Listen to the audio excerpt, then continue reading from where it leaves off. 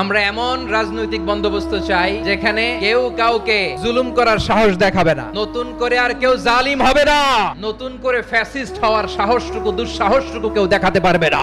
এরকম বাংলাদেশ আমরা চাই কি চাই না? আমরা স্বাধীনতার পর থেকে এটাই দেখেছি, লুটপাট, দুর্নীতি, মারামারি, দেশের টাকা পাচার, এগুলোর পুনরাবৃত্তি আমরা চাই। নতুন ভোরের বাংলাদেশে এগুলোর পুনরাবৃত্তি না হোক। জোরে বলেন ঠিক কিনা?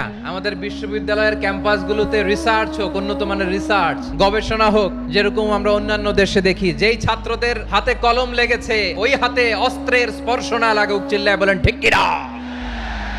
এখানে এক রাজনৈতিক দল আর এক রাজনৈতিক দলকে শ্রদ্ধা করবে, সম্মান করবে, এমন নেতা আমরা চাই যেই নেতা অসুস্থ হলে আমরা গোটা দেশের জনগণ জায়নামাজ বিছিয়ে মুনাজাতে চোখের পানি ছেড়ে আমার নেতার জন্য কান্না করব। চিল্লায় বলেন ঠিক কিনা? দেখবেন এই যে আমরা ঐক্যবদ্ধ, আমরা সম্প্রীতির বাংলাদেশ গড়তে চাই, আমরা সমৃদ্ধির বাংলাদেশ গড়তে